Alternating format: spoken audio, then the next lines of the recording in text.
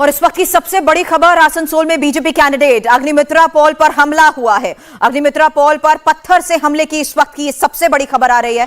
TMC कार्यकर्ताओं पर हमले के आरोप लगे हैं। चुनाव नतीजों के बाद बीजेपी कैंडिडेट पर हमले की यह तस्वीर आपके सामने।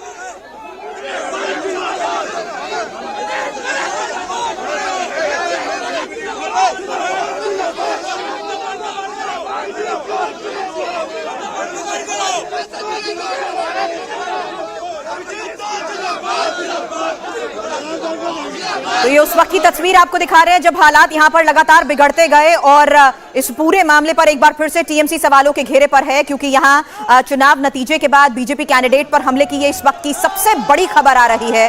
और जैसे ही अग्निमित्र पॉल यहां पर पहुंचे, हमला कर दिया गया, उनका घेराव किया गया और टीएमसी कार्यकर्ताओं पर यह हमले का आरोप लग रहा है। हालांकि मौके पर मौजूद पुलिस किसी तरह से हालात को काबू में करते नजर आ रही है, लेकिन हालात अभी भी यहां पर तनावपूर्ण बने हुए हैं क्योंकि इस भीड़ को काबू नहीं किया जा सका है। और किस तरीके से उन पर हमला हुआ इसकी जांच तो की जा रही है, लेकिन अभी फिलहाल ये जानने की कोशिश की जा रही है कि इस वक्त अग्निमित्र पॉल कहां पर हैं, क्योंकि जैसे ही वो यहां पहुंचे उसके बाद उनका घेराव कर दिया गया और टीएमसी कार्यकर्ताओं पर घेराव का आरोप लग रहा है कि टीएमसी कार्यकर्ताओं ने उनके आसपास उनके ऊपर हमला कर दिया है।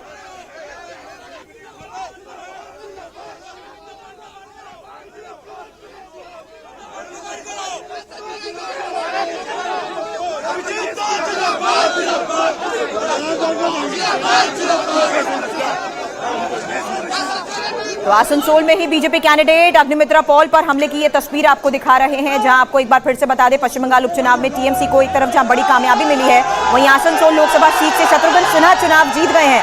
लेकिन आसनसोल में किस तरीके से अभी तनाव बना हुआ है वो देखिए, क्योंकि यहाँ पर कार्यकर्ता भिड़ गए और किस तरीके से टीएमसी कार्यकर्ताओं पर अभी आरोप लग रहे हैं कि बीजेपी कैंडिडेट अग्निमित्रा पॉल का उन्होंने घेराव किया और उन पर हमला कर दिया।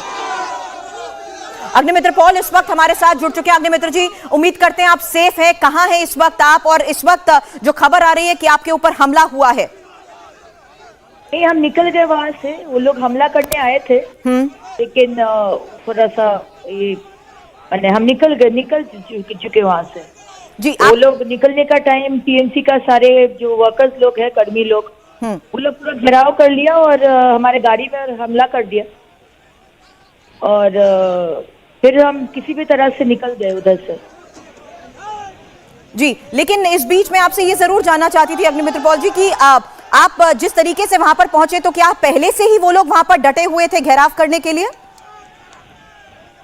हाँ, क्योंकि जब रिजल्ट आना शुरू कर दिया, हाँ जी, जब ऑलमोस्ट 15 राउंड्स या 12 राउंड जब हो गया and the trend was towards TMC winning जी, तो उन लोग जमायत करना शुरू कर दिया। वो आसनसोल इंजीनियरिंग कॉलेज जहाँ पर वो काउंटिंग हो रहा था, लेकिन रास्ता निकलने का एक ही था जी। और हम जब निकले तो प्रेस वाले भी थे उधर, कुछ देर रुकना पड़ा बात करने के लिए। तो उन लोग चालू कर दिया, उन लोग का स्लोगन जय बांग्ला बोलते, हमको देखकर और ज्यादा बोलना, तो हम भी उन लोग को पलटा जवाब दिए, भारत माता की जय, जय श्री राम, हम भी बोले। तो करते करते गेट पर सारे लोग आ गए और फिर पुलिस को मुश्किल हो गया उन लोग को संभालना, और वो लोग पत्थर और ये पानी और सब गंदा चीज फेंकने लगा हमारे गाड़ी पर।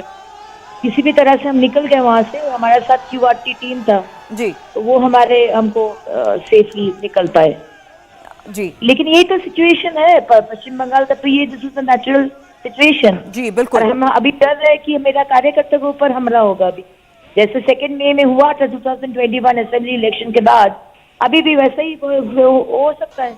आप सही कह रहे हैं कि एक नॉर्मल सिचुएशन है वहां, लेकिन हैरानी इस बात की है कि इस तरह की घटनाएं सामने आने के बावजूद अभी तक एक्शन क्यों नहीं लिया जाता है। तो आसनसोल में बीजेपी कैंडिडेट अग्निमित्रा पॉल से हम कर रहे थे बातचीत, जिन्होंने बताया कि किसी तरह से वो अपनी जान बचाते हुए सुरक्षित जगह पहुंच गई हैं, फिलहाल वहां से बाहर निकल चुकी हैं, लेकिन किस तरीके से उनके पहुंचने पर वहां हालात बिगड़े, कैसे उनकी गाड़ी पर हमला किया गया, इस बारे में वो बता रही थी। आगे भी इस बारे में आपको अपडेट करेंगे। हर जगह डाउनलोड करने के लिए सर्च करें India TV news Google play store या ऐप स्टोर पर।